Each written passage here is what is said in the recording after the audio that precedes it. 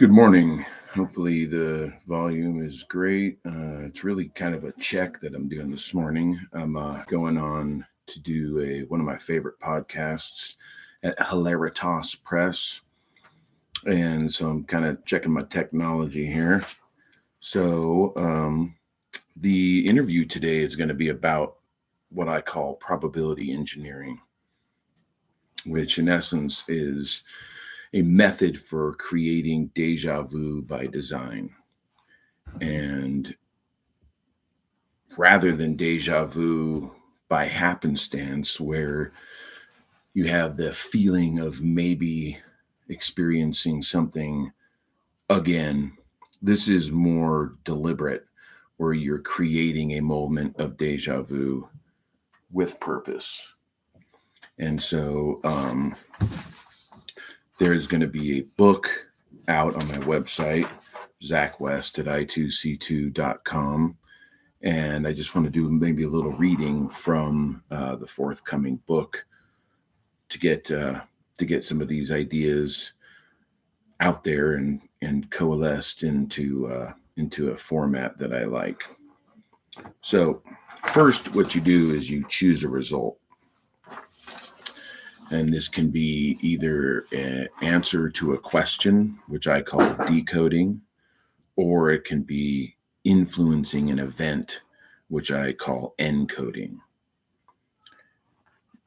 The idea being that moments are infinitesimally immediate intersections between the probability waves of the future past, and that our imagination is analogous to those future past probability waves.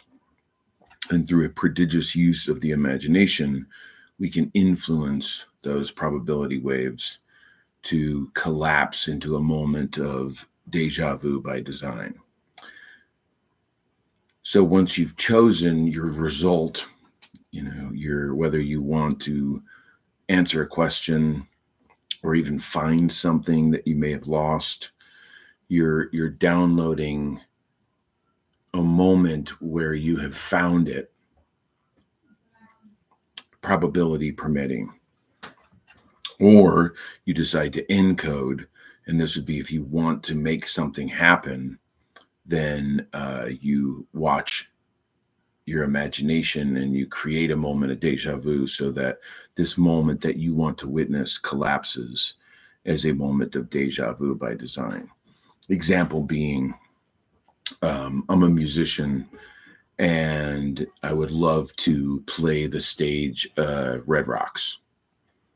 And so one of the things that I could think about is, well, I've already actually played the stage of Red Rocks. So is it more probable that I get back because I've already been there? Can I visualize myself? Can I use my imagination to create an affinity, a link to a future self who has played Red Rocks again, and encode that event of being on the stage at Red Rocks another time in sometime in the next few years? Or say one of the decoding examples that I like to pull up is I lost something that was very special to me and a little small, and it was in an apartment that I was living in, and I was going to be moving out of that apartment. And I basically knew if I don't find this now, it's gone forever. And so I did a decoding to find that. And it was really weird because I downloaded the answer as to where it was. And I swore I had checked there, but I went there and found it there.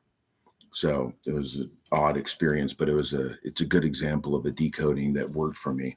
There's many decodings I've tried that have not worked for me. And that's always, I say probability permitting. Like, I don't control the universe. So sometimes this works, sometimes it doesn't.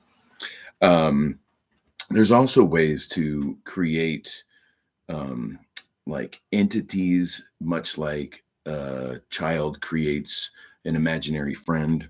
And these entities can go search out information for you, but can also run errands, helping to manifest events in your life. You can also identify with archetypal characters in order to, that identifying with a certain character can help you kind of release doubt, and it gets you into this, method acting where you are said character, and so your personality doubts might not come in if you can method act your way into, Harry Potter or Wednesday Adams or, Jehovah or whatever it may be.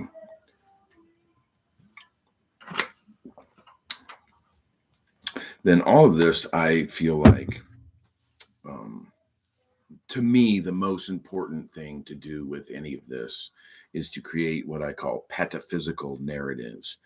Pataphysics being a term created by the symbolist, playwright, and artist Alfred Jarry, and it's basically like a almost a surrealist, absurdist way of using the imagination to find solutions to metaphysical problems. And you create this larger narrative, based on what would be like womb, from womb to death. What do you want the narrative of that story to be? This heroic tale that is your life. And you use probability engineering to, as a scientific art project or an artistic science experiment, to really get your life story together. And it's been one of the things that has gotten me out of a lot of traumatic, or got me through some traumatic experiences. And it's kind of a fun way to deal with not such fun material, life material. And so some of the tools that we use are agency, which is like the agency that to change your bad habits, to change your life, the belief that change is possible, and the confidence that the results you want are probable enough to happen. Then we have affinity, which is the wavy nature of the imagination forms a virtual rendering that helps the probability waves of the future past coalesce into moments of deja vu by design. Then we have symbols that we create to represent the result in symbolic form. These could be sigils or mantras or melodies or rhythms, collages, gestures, dance choreography. All of these things can become symbols of the result. And finally, we have focus, where you give attention and passion to the symbols that you created that represent the result, and you get into them to the exclusion of everything, with like fiery, hot, white, one pointed awareness, so that nothing else is in your attention except for that symbol, even forgetting what the symbol represents, because there's this concept of lust of result that you want to circumvent. So you're not lusting for the result, but you create a virtual rendering and then a symbol, and then you focus on it. And probability permitting, that result will pop into your future past as a moment of deja vu by design. Now, some of the elements that we talk about when we do this are horizons. And this is like an umbrella. It's the elements available throughout different stages of life. The energy needed to move, the information needed to um, receive messages and transmit messages, the imagination that you can create, you can play with reality, the use of virtual probability waves that link to future past selves. We have integration, which you can integrate imagination, energy, and information. It's the sophisticated or naive incorporation of information, energy, and imagination.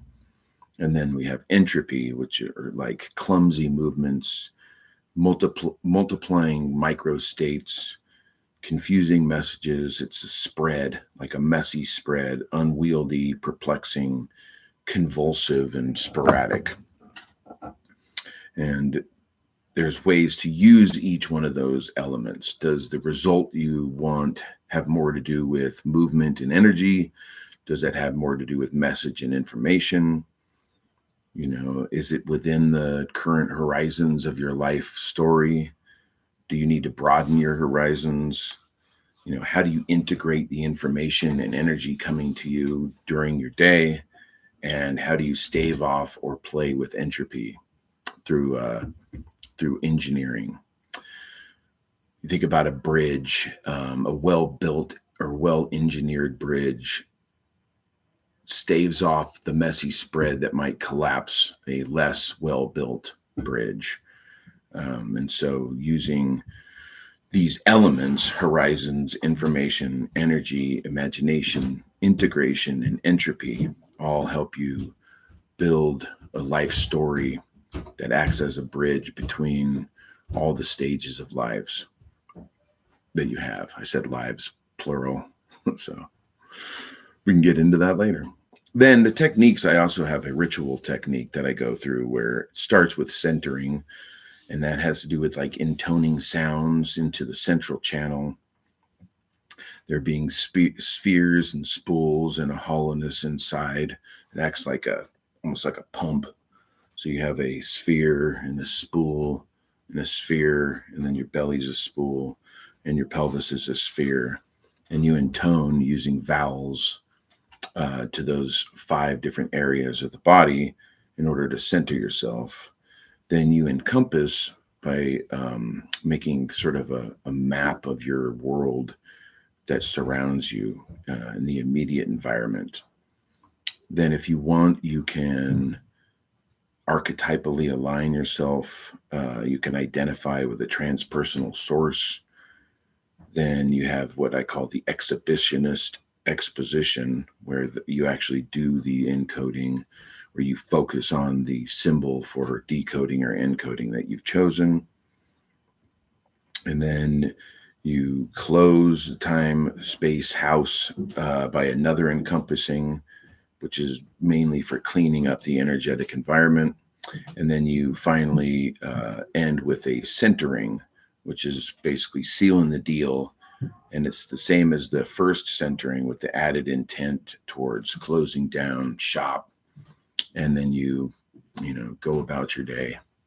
And probability permitting, you'll witness this event that you want to have created as a moment of deja vu by design. So that's probability engineering. Please comment. I'd love to chat about this. So if you have any questions, get a hold of me.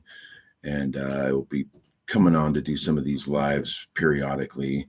Also, look out for the Hilaritas Press podcast and go buy all the books from Hilaritas Press. And check out my website, ZachWest, i2c2.com. And most of all, have a great day.